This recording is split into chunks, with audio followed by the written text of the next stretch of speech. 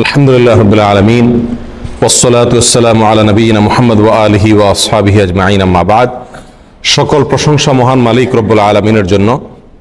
দরুদ এবং সালাম নাজিল হোক তারই রাসূল তাজদারে মদিনা মুহাম্মদ মুস্তাফা সাল্লাল্লাহু আলাইহি সাল্লাম তার প্রতি এবং তার আলো আসহাব সকলের প্রতি। আল্লাহুম্মা সাল্লি আলাইহিম আল্লাহুম্মা বারিক আলাইহিম। সম্মানিত ভাই বন্ধুগণ, রবিউল আউয়াল মাস শুরু হয়েছে, আর এক দুই দিন পরেই 12ই রবিউল আউয়াল। এই দিনটি উপলক্ষে গোটা বিশ্বের মুসলিমদের বিরাট একটি অংশ তারা নবী সাল্লাল্লাহু আলাইহি সাল্লামের জন্মদিবস উদযাপন করে থাকেন। আবার এর বিপরীতে আমরা অনেকেই এই জন্মদিবস উদযাপন করি না, ইসলাম বহির্ভূত একটি কাজ বলে আখ্যায়িত করি। তো এই নিয়ে একেবারে সাধারণ মুসলমানদের অনেকেই, যারা আসলে ইসলাম পরিষ্কারভাবে তাদের কাছে স্পষ্ট না, ইসলামের বিধিবিধানগুলো একেবারে ক্লিয়ার না, ইসলামের মূলনীতি সম্পর্কে যাদের খুব বেশি ধারণা নাই, তারা অনেকে ধোঁয়াশার ভেতরে পড়ে যান যে আমরা কোনটাকে সঠিক বলবো আর কোনটাকে ভুল বলবো। তো এই জন্য আজকে আমরা সংক্ষেপে কয়েকটি পয়েন্ট উল্লেখ করতে চাই। কেন আমরা ঈদে মিলাদুন্নবী এটাকে বিদআত বলি, কেন আমরা 12ই রবিউল আউয়াল নবী জন্মের আনন্দ উৎসব উদযাপন করাকে শরীয়ত বহির্ভূত বলি, এর সঙ্গে ইসলামের কোনো সম্পর্ক নেই এই কথাটি আমরা কেন বলি, তার 5-6টি কারণ আমরা আজকে সংক্ষেপে উল্লেখ করব। ওমা তৌফিক ইল্লা বিল্লাহ। সর্বপ্রথম ভূমিকা স্বরূপ যে কথাটি বলতে চাই সেটি হলো, আমরা অনেক মুসলমান আছি যারা মাশাআল্লাহ 5 ওয়াক্ত সালাত আদায় করি, রমজানে সিয়াম রাখি, যাকাত দেই, হজ পালন করি, অনেক ইসলামের অনেক বিধান আমরা মানি আলহামদুলিল্লাহ, কিন্তু ইসলামটাই বুঝি না। বড় মজার বিষয় হলো আমরা ইসলামটাই বুঝি না। ইসলামের অনেক কিছু মানি, অনেক আমল ইবাদত করি, কিন্তু আসলে ইসলামটা কি এই জিনিসটা আমরা বুঝি না। ইসলামটা কি এটাকে এক লাইনে যদি আমরা বলতে যাই তাহলে কোরআনে কারীমের একটি আয়াত চলে আসে। আল্লাহ সুবহানাহু ওয়া তাআলা বলেছেন, মা আতাকুমুর রাসূল ফাখুযুহু ওয়া মা নাহাকুম আনহু ফান্তাহু। তোমাদেরকে রাসূল যা দিয়েছেন সেটাকে ধরো, গ্রহণ করো, নাও, আর রাসূল যেটা নিষেধ করেছেন সেটা থেকে দূরে থাকো, বিরত থাকো। বাস, এই দুই কথা ইসলাম হয়ে গেল। গোটা ইসলামটা হলো এই দুই কথার ভিতরেই। নবী সাল্লাল্লাহু আলাইহি সাল্লাম যা দিয়েছেন সেটাকে ধরো, আঁকড়ে ধরো, আর নবী সাল্লাল্লাহু আলাইহি সাল্লাম যেটা থেকে বিরত থাকতে বলেছেন, নিষেধ করেছেন, সেটা থেকে বিরত থাকো, দূরে থাকো। বাস, এই দুই কথার ভিতরে গোটা ইসলাম চলে আসলো। একেবারে ইসলামের যত রকমের ব্যাখ্যা আমরা দেই না কেন, আত্মসমর্পণ করা, সারেন্ডার করা, আল্লাহর সামনে মাথা নত করা, আল্লাহর সমস্ত বিধিবিধান মানা, যত কথা বলি আমরা, এই সব কথাগুলো এই দুই কথার ভিতরে চলে আসছে। ইসলামটাই হলো আসলে কি, নবী সাল্লাল্লাহু আলাইহি সাল্লামকে ফলো করার নাম। তিনি যেটা দিয়েছেন সেটাকে ভালো হিসাবে গ্রহণ করব। তিনি দেন নাই, অন্য কেউ দিছে, সেটা যত ভালো হোক ওইটা ভালো হিসাবে গ্রহণ করব না। এই পয়েন্টটি আমরা অনেকে ধরতে পারি না। আমরা মনে করি যে কাজটা তো ভালো, এই কাজটা তো, অমুক কাজটা তো ভালো, এই কাজটার ভিতরে খারাপ কিছু দেখছি না, এখানে তো গান বাজনা হয় না, এখানে তো কোনো নাচ হয় না, এখানে তো হারাম কিছু হচ্ছে না, তাহলে সমস্যাটা কোথায়? প্রিয় ভাই, সমস্যা হলো আপনি যে কাজটিকে ভালো মনে করছেন সেই কাজটি ভালো হবে তখন যদি এটা নবী করিম সাল্লাল্লাহু আলাইহি ওয়াসাল্লাম আপনাকে দিয়ে থাকেন। তার রেখে যাওয়া, তার দিয়ে যাওয়া বিধান, আমল, সেটা আমাদের জন্য ভালো আমল হিসাবে গণ্য হবে আল্লাহর কাছে। আর যদি তিনি না দিয়ে অন্য কেউ দিয়ে যান, সেটা বাহ্যিকভাবে যত ভালোই হোক না কেন, সেটা কি না, ভালো না। তাহলে এক কথায় ইসলামটা হলো নবী সাল্লাল্লাহু আলাইহি সাল্লাম যেগুলো দিয়েছেন সেগুলোকে একমাত্র ভালো হিসেবে গ্রহণ করা, বাহির থেকে আর ভালো বলে যত ভালো কাজই হোক কোনো কিছুকে অ্যাকসেপ্ট না করা। আর নবী সাল্লাল্লাহু আলাইহি সাল্লাম যেগুলো নিষেধ করেছেন সেগুলো থেকে দূরে থাকা। তিনি ছাড়া অন্য কেউ যদি নিষেধ করেন, তার নিষেধাজ্ঞার বাইরে আর কোনো নিষেধাজ্ঞা যদি কেউ করে থাকে, তাহলে সেগুলোকে নিজের শরীয়ত হিসাবে, শরীয়তের নিষেধাজ্ঞা হিসাবে গ্রহণ না করা। এই দুই কথা হলো কি ভাই, ইসলাম। এই কথাটা যদি আমরা বুঝি তাহলে সেক্ষেত্রে আমরা মিলাদুন্নবীর আলোচনা বলি, আর অনেক আলোচনা আছে যে আলোচনাগুলো আমাদের জন্য বুঝতে কি হবে, সহজ হবে। কিন্তু এই মূল বিষয়টা যদি জানা না থাকে তাহলে সারা জীবন ইসলাম চর্চা করব, কিন্তু ইসলাম কি সেটাই বোঝা হবে না। আল্লাহ আমাদেরকে ইসলামটা বুঝার তৌফিক দান করুন। প্রিয় ভাইয়েরা, এই মিলাদুন্নবী 12 রবিউল আউয়াল উপলক্ষে যেটি অনেক ভাইয়েরা করে থাকেন আমাদের, আমরা সেটা করি না, করতে নিষেধ করি। অনেক উলামা একরাম নিষেধ করেন, সেটা কেন নিষেধ করেন তার বলছি আমরা কয়েকটি কারণ উল্লেখ করব। নাম্বার 1, সর্বপ্রথম কারণ হলো রবিউল আউয়ালের 12 তারিখে নবী জন্মের আনন্দ উৎসব বা ঈদ এ মিলাদুন নবী যে পালন করা হয়ে থাকে, এর ভিত্তিটা একেবারেই দুর্বল। নবী সাল্লাল্লাহু আলাইহি সাল্লামের জন্ম রবিউল আউয়ালের 12 তারিখে হয়েছে এরকম মত ইতিহাসের বই পুস্তকে পাওয়া যায়, কিন্তু এর বিপরীত মত বেশি এবং শক্তিশালী। নবী সাল্লাল্লাহু আলাইহি সাল্লামের জন্ম রবিউল আউয়াল মাসে হয়েছে এটা মোটামুটি প্রায় নিশ্চিত, কিন্তু এই মাসের কোন তারিখে হয়েছে সে তারিখটা নিয়ে ইতিহাসবিদদের মধ্যে নানা রকমের মত পাওয়া যায়। সবচাইতে গ্রহণযোগ্য মতগুলোর ভিতরে অন্যতম হলো 9 রবিউল আউয়াল। একেবারে সিরাতে ইবনে হিশাম থেকে নিয়ে রাহিকুল মাখতুম পর্যন্ত হাল আমলের নবী সাল্লাল্লাহু আলাইহি সাল্লামের জীবনী, তার জীবন আদর্শের উপরে, তার জীবন চরিত্রের উপরে যত গ্রন্থ রচিত হয়েছে, তার জন্ম বৃত্তান্ত, তার জন্মের তারিখ নিয়ে যত বিশ্লেষণ আছে, তার সবগুলোকে যদি আপনি অ্যানালাইসিস করেন তাহলে দেখবেন যে মোটামুটি রবিউল আউয়াল মাসের 9 তারিখ, 11 তারিখ, 12 তারিখ, বিভিন্ন তারিখ ইতিহাসের কিতাবগুলোতে আসছে। অর্থাৎ রবিউল আউয়ালের 12 তারিখেই তিনি জন্মগ্রহণ করেছেন, এই বিষয়টি কি না? চূড়ান্ত না। ইতিহাসের বইতে এক একটাতে এক এক রকম আছে।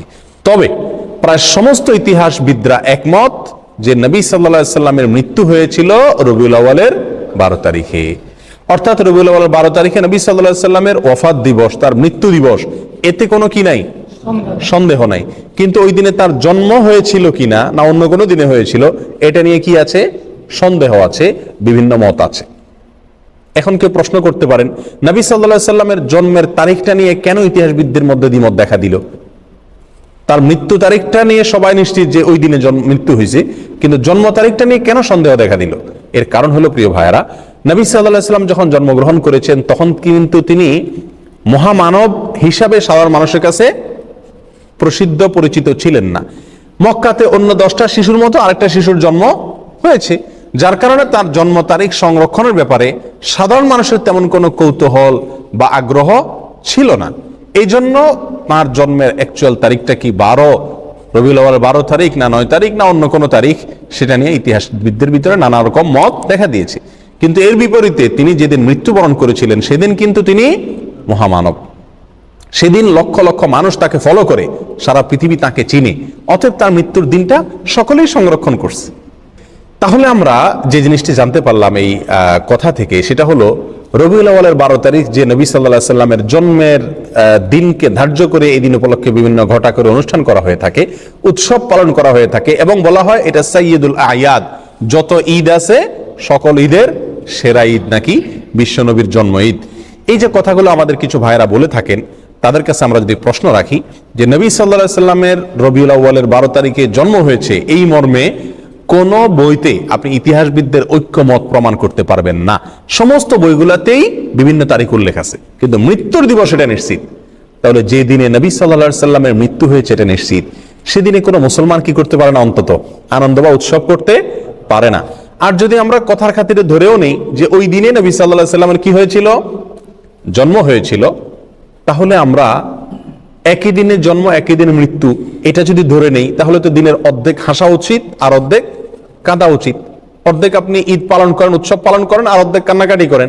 নবী সাল্লাল্লাহু আলাইহি সাল্লামের জন্মকে কেন্দ্র করে আপনি শুধু হাসবেন, তার মৃত্যুর কথা মনে করে কাঁদবেন না, এটা তো চরম লজ্জাস্কর কথাবার্তা, এটা তো চরম আফসোসের কথা, দুঃখজনক বিষয়।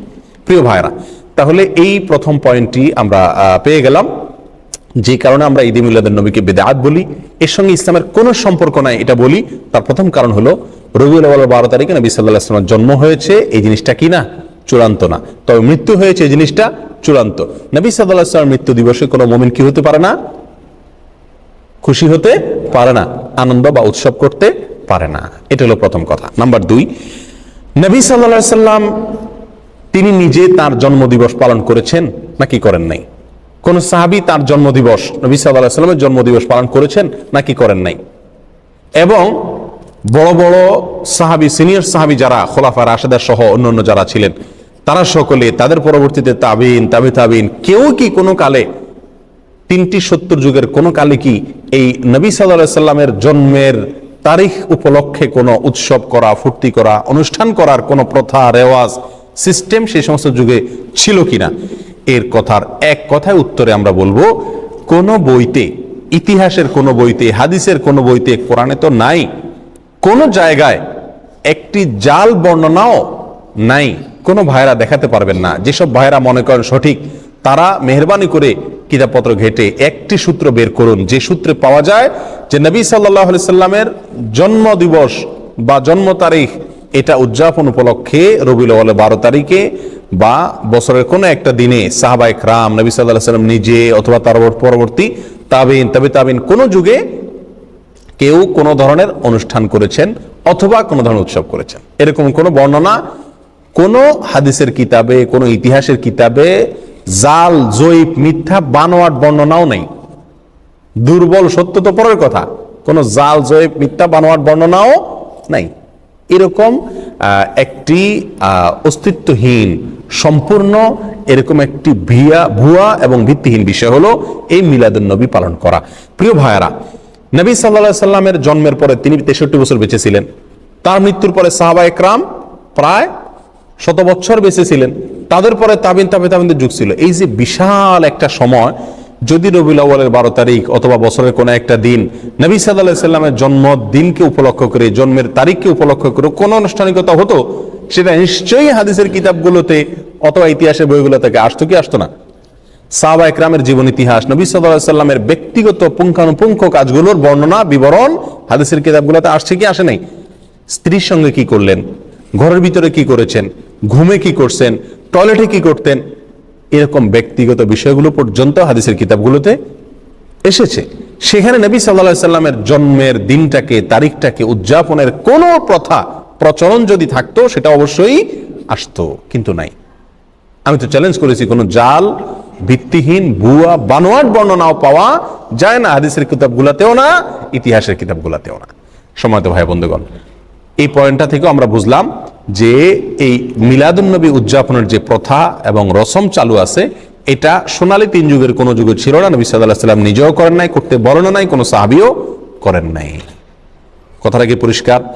নবী সাল্লাল্লাহু আলাইহি সাল্লামের প্রেম, তার ভালোবাসা সবচেয়ে বেশি ছিল কাদের মধ্যে? সাহাবায়ে কেরাম রাদিয়াল্লাহু তাআলা আনহুম আজমাইন, তাদের মধ্যে ছিল নবী সাল্লাল্লাহু আলাইহি সাল্লামের প্রতি সবচেয়ে বেশি ভালোবাসা। তারা নিজেরা যদি নবী সাল্লাল্লাহু আলাইহি সাল্লামের তথাকথিত